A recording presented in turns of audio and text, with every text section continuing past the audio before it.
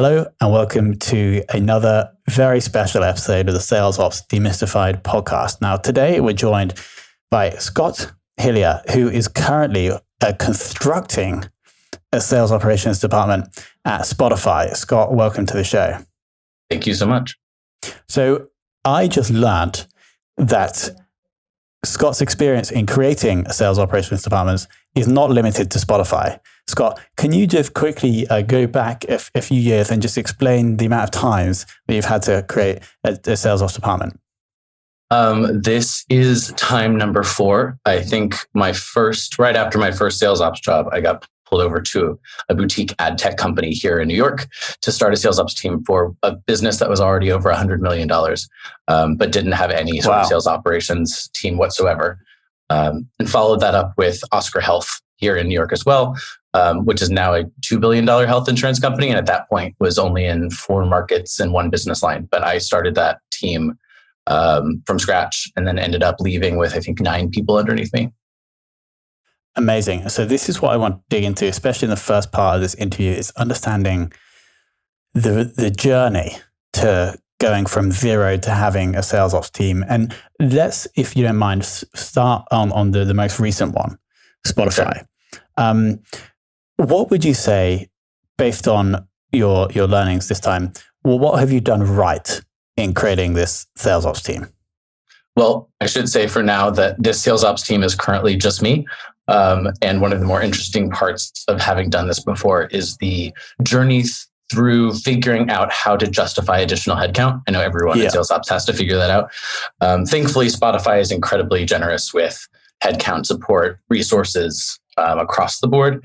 But it's been super interesting. My counterpart in the advertising business unit, which is focused on audio and display ads, I think has 95 people underneath him across sales training and compensation and ad ops. It's like a masterful organization over there. His name's Dan Walsh.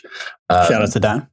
Shout out to Dan. Dan is the man that I intend to be in 5 to 10 years. Yeah. He's really, he comes from an incredibly impressive background. And honestly, we've probably only talked 2 or 3 times just to make sure that we're on the same page.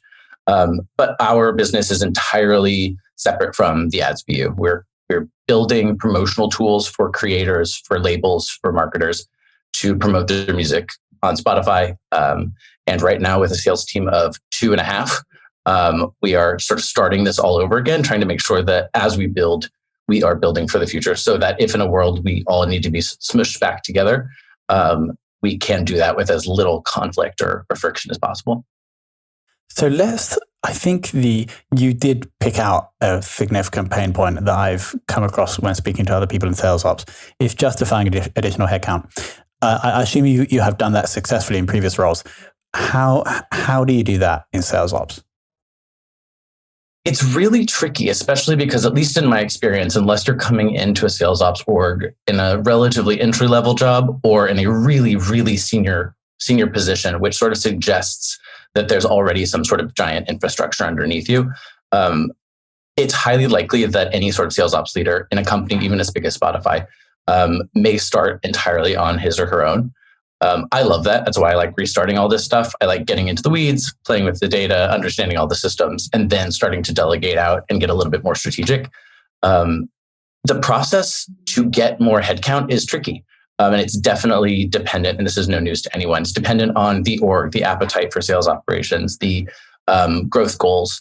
But I will say that in my experience, the way to do it is to say, if you understand forecasting and you understand the goaling of the organization, you can pretty easily suggest that, like, if we could speed up our sales by 50% or 2x, then that could make us significantly more profitable or significantly more cash positive. And that can very easily justify another head, especially when we're talking about, millions of euro. If I can prove that we can get to, 25% higher than our goal in advance, then that's a pretty easy case for more headcount. And I know that's true for sales too. Yeah. And so it's just the reasoning you give to whoever's signing off the budget in that this investment in this person is going to get that extra cash. And so I guess that's a challenge. It definitely is. I think additionally, a lot of the time I'm kind of cleaning up work that hasn't been done in the past. So while I was the first sales ops hire in this promotion business, the R&D team is like 900 deep. We've been building tools, some of which were initially given as like gratis marketing promotional tools, but now we're transitioning to commercial. So it's hard to sort of say I'm only looking forward, because there's a lot of work around building a CRM, understanding our sales analytics. That requires headcount too. And honestly, that's my biggest priority right now, is trying to make sense of the world I inherited about seven or 8 months ago. Got it. So then looking back at the other times that you have built a sales ops department, what would you say, and I'm going to put you on the spot here, Scott, are the top 3 things to consider as you're doing this? The first one is creating the right space or the right lanes for a sales ops team. I think every time I've done this, or every time I've been a part of a sales ops team, understanding where exactly value can be added and where the rest of the existing teams and players want value to be added. One of the more interesting things about this particular role is I walked in and said, great, like, let's start talking about forecasting. Like we are sitting in Q3, who is doing it? And I discovered we have a team of data scientists and like business analysts who are running forecasting for this business, like 4 or 5 people, which is totally a huge shock. Because usually I walk in and I'm like, let's start here. Let's like get the data in line and let's figure out where we're going to go. So much of my role has been partnering with them, but not doing the actual forecasting work to date. And so I've had to go really deep in Spotify and figure out like where exactly the value I can add is. And right now it's knowing about things about our customers and things about our sales that we didn't know before. I guess at the risk of going down a quick tangent, one of the first questions I needed to figure out was how we were going to set up a CRM. The advertising BU obviously has a humongous Salesforce instance. The music team, who is focused on editorial and releases and marketing promotion, has their own as well. And the team that we're building should in theory sit between those two. So we had to basically retrofit one of those 2 options to fulfill our needs. And that's been a big focus. But I think to answer, that's sort of the first piece. The second thing is understanding how sales ops and product are going to work together. Especially in the last 2 or 3 jobs I've had, I have been, or my team has been given the responsibility, whether officially or unofficially, to help launch products. Again, with an R&D team in the hundreds, it's sort of shocking that this like new guy who shows up might get involved, but their experience is so deep in tech and design and user research. But they frankly have said to me, we don't really have experience with compliance or legal or marketing, and we don't really know how to talk to salespeople or get feedback from them. And obviously that's a vast statement. Many of the people do know how to do it, but it's tricky. And so figuring out how sales ops can complement and support product and not just the sales team has been a really, really big win. And that was really true at Oscar, where I'd say most of my time was spent, Oscar Health, which is where most of my time was spent like rolling out really big external products to, at that point, our broker community, who are like de facto sellers on our behalf. Third is understanding the reporting requirements. That has changed so much in every role I've ever had. We start in ad tech. It's just like, we don't know who we're trying to sell to. Our data is messy. We have duplicates everywhere of like who our customers are. We need to make sense of the world. At Spotify, it's interesting because we sit at the juncture between not just like selling ad products, which we do, but we also touch things like royalties, and there are huge implications to that. And the things we need to know about our sales are so much more different here than they have been anywhere else, because we need to make sure that it hooks into a really complicated royalty engine. So that has been an interesting learning experience, given that I have just dipped my toe in the music world and need to understand how the selling that we're doing impacts that really big chunk of our business. Yeah, I can't even imagine the complexity of how Spotify has to pay money out to all the different people who make the music. But we don't need to go into that. Like, actually, let's ask you, because I think you've been at Spotify for, it's just under a year now, right? Yeah, I started actually in mid-May. So I think cool. 8-9 months, yeah. How far through the understanding of that system are you in terms of percentage? I will answer that question with an anecdote. I made an agreement with myself when I got to Oscar Health that I would not pay any attention to how plans were designed, anything about the member experience. how our providers and provider networks were built. And that was just because the sheer amount of information that I would need to sort through to understand that side of sort of the delivery side of the house was completely unbearable because I needed to also learn the supply side, the marketing side, the sales side. That worked really well for me at Oscar. And I had a very similar agreement with myself here, which was not until 2021 was I going to spend any time learning about royalties. I trusted that the people I worked with would raise the things I needed to know. And I instead spent a lot of time understanding how we organize releases, music, metadata, how we keep track of all of our systems. So the answer is, I don't know yet, but hopefully we'll figure out this year. There's a lesson there. Focus. So I think that essentially what you're saying is that when you come in and you're responsible for building a sales ops, or even if you're not and you're joining an existing team, there's probably enough for you to try and consume it without trying to understand these relevant but not crucial parts of the business. So I think there's a lesson in there. You mentioned that you created a commission tool in a previous role. I'm not sure which one. That reduced at Oscar. Yep. At Oscar, the reduced time to calculate commission and also pay by 79%. Can you share more about that tool? Oh, absolutely. That is like the crown jewel of that experience that I still am. It's funny to think that the people who were at my wedding helped me build that tool. My closest friends at Oscar, who I'm still very close with, we kind of lived through trial by fire. I showed up at Oscar, and my first focus was creating some sort of CRM at the most basic level. We had Salesforce, we didn't know how to use it. It wasn't configured right for that particular part of the business we wanted to use it for. And about 2 weeks in, someone said, I think maybe you could help with commissions too. And I said, oh, okay. Commissions at Oscar were twofold. One, which is what I think most people are used to, was more of the internal stuff. We want to recognize and incentivize our salespeople. In health insurance, especially at Oscar, who started in New York, around 60, 70, 90%, depending on the business line or the region, of our sales, so our member individual sales, business sales, Medicare Advantage sales, came from external brokers. These are people who are licensed in New York and sell face-to-face health insurance policies. And one, it's insanely difficult to get people who don't work for you to know everything about your product, to be able to talk about the distinctions between different competitors, and then to want to even start to sell. And part of the trickiest part, I think, about those broker sales is that for every single one that we processed, we owed legally a recurring commission to that broker for that particular policy, as long as the member continued to pay his or her bill. That meant for 400,000 policies, we had some sort of broker attribution. And when I inherited it, there were 5 guys, 3 salespeople, me, my boss, who would literally dump things into Excel, pray to God that the macros that were built by people years ago still worked, and hope that there'd be some sort of, and this is probably, I'm going to get in trouble for saying this now that I realize it wasn't good. The good news is that we discovered retrospectively, we were never not compliant because we were able to catch mistakes over and over and over again and then ultimately fix them and make them right. But it was not scalable. So we sat down with, it started even before I got there, and it finally wrapped up after I was gone 2.5 years. But we realized that we needed to build some sort of commission tool that could do that programmatically. And so all we needed to do was be responsible for the clean data of that broker to member attribution.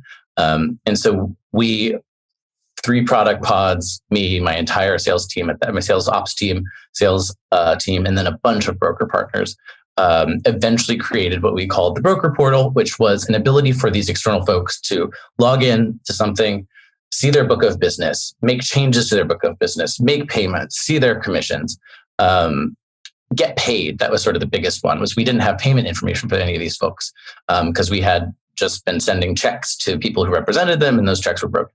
So we had to literally get tax numbers and ACH information from thousands and thousands of people while the ship was already running. It was the greatest learning experience of my professional life. It was excruciatingly hard. And my very good friend and my number 2 at the time, Dia, still to this day says, I think I saw you cry at work once. And I was like, that's not true. I did not cry at work. I almost cried. And it was deep in the data cleanup and launch of that thing. It nearly broke me, but well, it made me stronger. It was a bunch of fun by the end. It sounds like the kind of the existing state to the future state that you guys achieved with that system and process that was vastly different. It's significantly more streamlined, and so that, regardless of the pain, it was worth it to see the beautiful system that you created. Yes, and it's not a system that I created. It's a system I advised on and that our engineers and our product people built. It was, by the time we were done, I had one engineer who, when I raised my hand, would start the commissions process and it would be done. It would be done about 4 hours later. It was amazing. So cool. That's beautiful. You, in a previous role also, that you were also responsible for marketing ops. How did that help in that role, if at all, and how has that helped you in sales ops roles after that? And if yes, how? Yeah, I think there's always going to be a natural partner. I mean, this is not profound. There's going to be a partnership between sales and marketing always. Oscar, this was at Oscar, was really interesting, especially when I showed up, because our executive team sponsor was the SVP of marketing, and she also ran sales. She helped pull me over to Oscar. She's my last interview. And she was just such an operator in a way that I don't think I have really ever worked with many other people like her, but she managed to take the marketing gravitas and the brand and turn that into a selling machine. And it was really cool to see. I've never seen any sort of sales leader led like that, a sales team led like that. When she left, I realized that I was doing a lot of ops work for marketing, because the CRM that I built was necessarily the one on which the Marketing Cloud was sitting. So it was actually a conscious decision. I remember going to my head of sales and saying, I'm doing a lot of work and my team is doing a lot of work that actually is marketing ops. It's not doing the marketing itself, but it's supporting marketing. And I want to make sure that we're giving them credit for the work that we're doing, because to say that we're just doing growth ops or sales ops is a little vague. And by the time I was done, I think we had a couple of folks who were dedicated to the CRM, but who understood that their remit was not just sales, but rather marketing as well. And that was really exciting, because we were able, especially in the world of healthcare, you actually have to keep track of every email you send to a Medicare customer or prospective Medicare customer, because CMS is allowed to check in on that and make sure that you follow the rules. And so because of that, the partnership was really important. And if it hadn't existed, we would have had to shove it all together by the time we were launching Medicare 2 Januaries ago. So I'm really, really glad that we were able to kind of get ahead of that. Makes sense. Now, there's one bonus question that I've thrown in here as well. From my research, you were also involved in Google Glass, or in that project. Yes, I was. Did you manage to keep a pair? Because I understand that they didn't actually get to release, or they didn't go so well. No, I would say that the release of Google Glass did not go great. It was my first ops job in 2013. I had just stopped selling, and I knew I didn't want to sell anymore because I did not like it, but I liked everything around it. And Google hired at that point probably around 32 people, all in ops generalist roles, to support the limited and then later somewhat larger release of Glass. But no, unfortunately, they did ask us to return them when we left. But I tried to buy one on eBay about 2 months ago, because they're still out there. And I bought one and it never came. So I still don't have one. I know. I had to get a refund. I know, but someday I'll be reunited someday. Do they function? I assume they don't. No, they definitely still do. They do function? As far as I know, they definitely still do. I mean, the software is not supported, but whatever we ended up with toward the end of 2015 is definitely still functional. You can still take a picture by winking your eye. What's the going rate on eBay at the moment? They used to retail at $1,500, as I recall. I certainly was not willing to spend that much money on a failed product that I worked on. I think I spent like $300 or $400, but again, it never came. So who can say? There are lots of them for sale if you're looking. Awesome. Scott, final question. Who in the world of sales ops would you most like to take for lunch? I am fascinated by the sales ops team at Salesforce, and I have been such a fan. I mean, my entire career has been built on it. I'd be fascinated to see the head of sales ops at Salesforce at dinner. I think there's got to be so much to learn. They're in the forefront of everything. That's my answer. Yeah, I totally agree. I don't think we've had anyone from Salesforce on the show, but you would have to, especially during that early period where they were just growing so fast. That would have been an amazing interview. We will actually, we'll try and reach out to some, maybe bring them on the show. That'd be Scott, great. Thank you so much for being so open and honest about your previous experiences, about sharing the what people need to consider when creating a new sales ops team, and also your thoughts on justifying the headcount. I think it's going to be immensely valuable for the audience. Thank you so much for coming on. Thanks for having me.